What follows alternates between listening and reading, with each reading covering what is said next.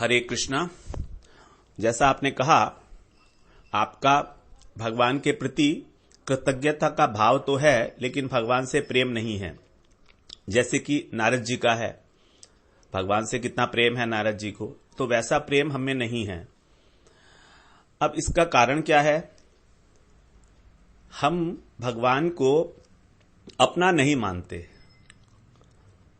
हम सोचते हैं भगवान बहुत दूर की वस्तु है, जिसको हम प्राप्त नहीं कर सकते, कुछ ऐसा मानते हैं हम, क्योंकि प्रत्यक्ष दिखाई भी नहीं देते हैं। इसीलिए उनसे प्रेम करना बड़ा मुश्किल हो जाता है। इसीलिए भगवान ने एक सॉल्यूशन निकाला है उसका, कि तुम मेरे भक्तों से प्रेम करो, और मेरे भक्तों में और मुझ में किसी भी प्रकार का कोई भेद नहीं है, क्योंकि मैं ही भक्तों के हृदय में रहता हूं। मद भक्ता नाम यत्र गायंती तत्र तिष्ठामि नारद। वैष्णवेर हृदय क्या है? गोविंद विश्राम। तो जो भक्तों के हृदय है, वहीं पर ही भगवान का विश्राम है। भगवान ने कई जगह ये बात बताई है, साधवो हृदयम मह्यम साधु नाम हृदयम तु हम। तो इसका मतलब क्या है कि भक्त और भगवान में कोई अंतर नहीं है। लेकिन और भक्त जो हैं हमारे को सुलभ हैं, भक्तों से हम मिल सकते हैं, उनसे हम प्रेम कर सकते हैं, क्योंकि वो हमारी तरह ही दिखते हैं। तुलसीदास जी ने कहा है ना, भक्ति भक्त भगवंत गुरु चतुर नाम वपु एक, जिनके पद वंदन किए नासत विघ्न अनेक। तुलसीदास जी ने चारों तत्वों की एकता को प्रतिपादित किया है, भक्ति भक्त भगवंत गुरु। अब देखिए चारों एक कैसे हैं। भक्ति भगवान की ही स्वरूप शक्ति की वृत्ति है, तो भक्ति और भगवान में कोई अंतर नहीं है। भक्ति वशः पुरुषो, भक्ति के वश में भगवान हो जाते हैं, तो भगवान की ही जो स्वरूप शक्ति है उसी की वृत्ति है एक भक्ति। तो भगवान में और भक्ति में कोई प्रकार का भेद नहीं है। फिर भक्ति भक्त भगवंत गुरु, और भक्ति रहती कहां है? भक्ति रहती है भक्तों के हृदय के अंदर। भगवान भक्ति का विषय विग्रह है, अर्थात भक्ति का भोग करते हैं, ग्रहण करते हैं, और भक्त जो हैं भक्ति का आश्रय है। तो भक्ति के आश्रय हैं भक्त, और भक्ति के विषय हैं भगवान, क्योंकि भगवान की भक्ति की जाती है। और आश्रय का मतलब जहां भक्ति रहती है, तो भक्ति रहती है भक्त के हृदय में। तो इस प्रकार से भक्ति भक्त भगवंत ये तीनों एक ही वस्तु हो गए, इनमें कोई भी लेश मात्र भी अंतर नहीं है।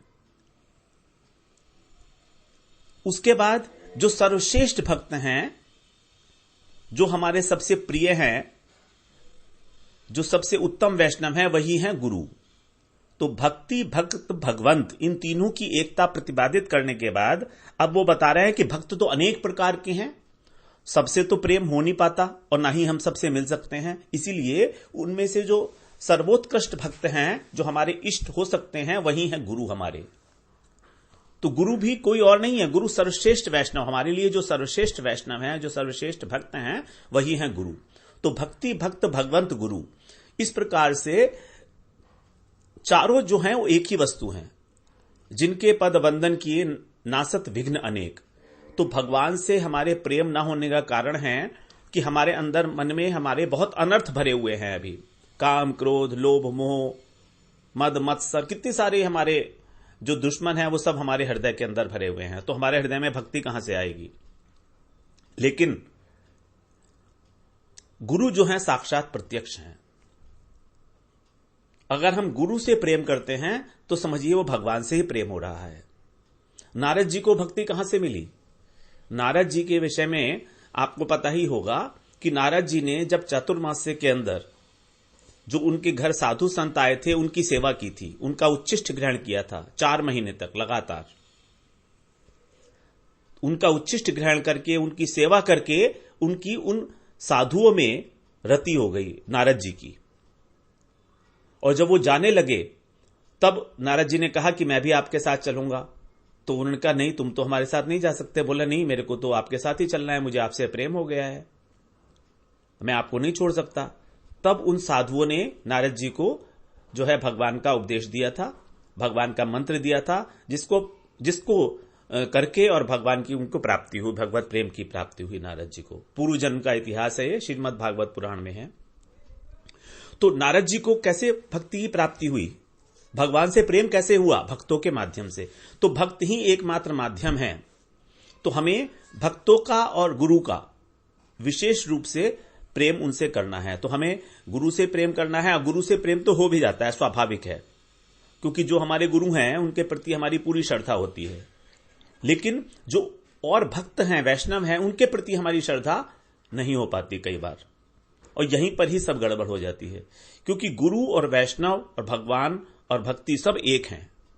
यदि हम किसी एक की भी अवज्ञा कर रहे हैं तो मतलब हम सबकी अवज्ञा हो गई, भगवान हमसे दूर हो गए उसी क्षण। जिस क्षण हमने किसी भी प्रकार का कोई अपराध किया किसी भक्त के चरणों में, किसी वैष्णव के चरणों में, और जिस कोटि का वो वैष्णव होगा उसी कोटि का हमारा अपराध की लेवल हो जाएगा, और उसी हिसाब से हमारी भक्ति हमसे दूर हो जाएगी, भगवान हमसे दूर हो जाएंगे उसी क्षण। चाहे हम कितना ही भजन कर रहे हों, कितना ही भजन कर रहे हों, लेकिन अगर हमसे कोई वैष्णव अपराध हो गया तो फिर हमारे पास भक्ति नहीं आने वाली। क्योंकि वैष्णव अपराध भक्ति को समूल नाश कर देता है, एक मत हाथी की तरह से। हाथी क्या करता है कि जो लता होती हैं उसको नष्ट नहीं करता, उसको जड़ सहित उखाड़ के और फेंक देता है। उसी प्रकार जो वैष्णव अपराध है ये सबसे बड़ा है। इसीलिए हमको बड़ा ध्यानपूर्वक अपना व्यवहार रखना है, और गुरु की अत्यंत आवश्यकता है। उन्हीं के आशीर्वाद से, उन्हीं की सेवा से हमारी भक्ति के अंदर आगे हमको भगवान से भी प्रेम हो सकता है। क्योंकि भगवान को हम डायरेक्ट नहीं जानते हैं, लेकिन गुरु से प्रेम करके और गुरु भाइयों से और भक्तों से प्रेम करके धीरे धीरे शनई शनई हमारी भगवान के अंदर प्रेम भावना उत्पन्न हो ही जाएगी, इसमें कोई शक नहीं है। क्योंकि जहां हम सेवा करते हैं वहां हमारा प्रेम होगा, वहां हमारी आसक्ति होगी। अभी हमारी आसक्ति संसार में है, क्योंकि हम संसार की सेवा कर रहे हैं। अगर हम भक्तों की सेवा करेंगे, भगवान की सेवा करेंगे, तो भगवान में आसक्ति हो जाएगी। That is a very very simple rule which has been defined in Bhagavad Gita in shloka number 7.1। पहले श्लोक में ही भगवान ने ये जो प्रिंसिपल है आसक्ति का डिफाइन कर दिया है अच्छी तरह से। जब हम लोग 7वें अध्याय में पहुंचेंगे तो उसका श्रवण करेंगे। हरे कृष्णा प्रभु जी।